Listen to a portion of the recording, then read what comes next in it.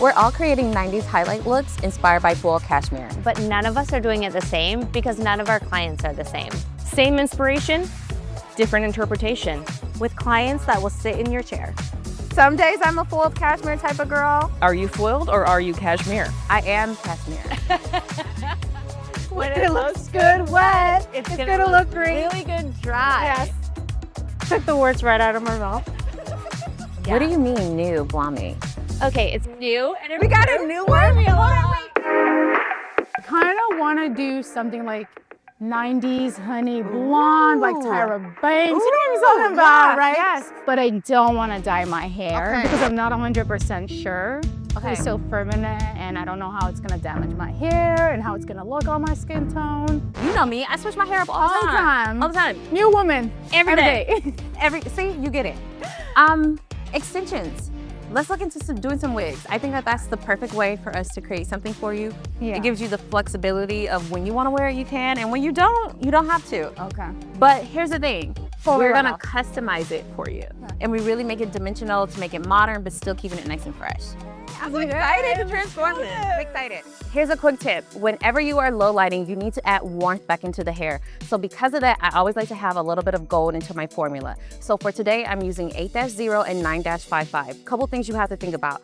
When you have highlighted or over highlighted the hair, you have removed all of the warmth out of it. But now you need to add some of that warmth back in so you can enrich it. So using a little bit of gold in your formula will always help that out. The thing that I love about with Vibrance, whether you're using the gel or the lotion, you're still gonna get that same great coverage. You're gonna get nice consistency within the product, and you're gonna get the even results that you're looking for.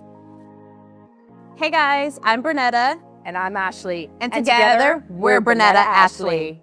I don't do a lot of wig work. I need you to help me out. So when you're starting to prepare a wig, I know there's more to it than coloring the hair on the wefts itself. Is there something that you have to do prior to that? When you are looking for something that is lighter as your end result, it's much easier and safer to start with a lighter base and deepen down versus trying to use a darker base and trying to lift it up first. So because you don't want it to overgrab your color, and I know I'm doing low lights in here, I'm leaving my ends out. So I'm feathering just to a little bit halfway through the ends. So that way it still will keep the brightness throughout the ends of the hair versus it grabbing super dark.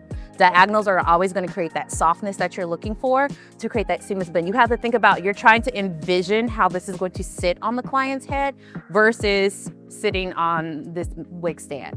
So because of that, we always know that diagonals are gonna create the most softest blend. Another thing that you wanna think about when you are low lighting, notice that I'm leaving the ends out. So I'm not going to low light my ends, especially on this bottom level here, simply because I wanna keep the brightness on the ends. If I add everything in there, it's gonna make it very muddy, and I don't wanna muddy out my hair. So I like to just lightly feather my low light down towards the ends.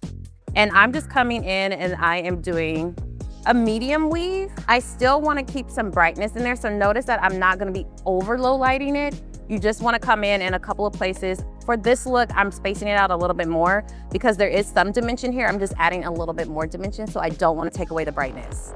So I'm testing out the new Blommy Lightener, Blommy 9+. And when I first mixed it, it is so creamy. I love that. So we know that it's not gonna expand a lot.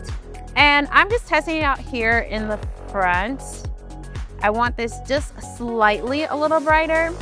It's really nice, creamy consistency. I like a creamy lightener. I think it spreads really nice and evenly. It's gonna give you that nice, beautiful lift that you're looking for.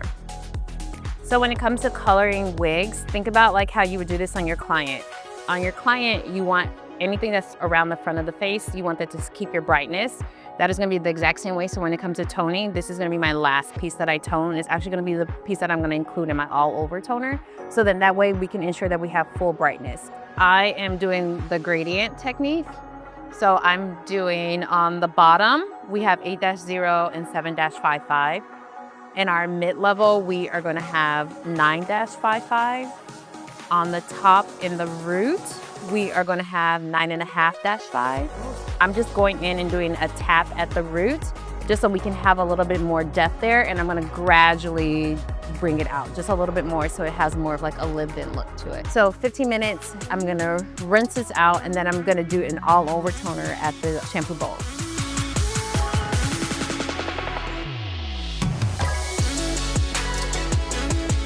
Listen, I'm obsessed A new look, different day? every day. Okay. Today, I was all about creating the 4x4 foiling method in Foiled Cashmere as a honey blonde on wigs and extensions. This was my way of doing it, but for you to learn the full technique, definitely be sure to step over to skpeducation.com so you can get certified in technique today.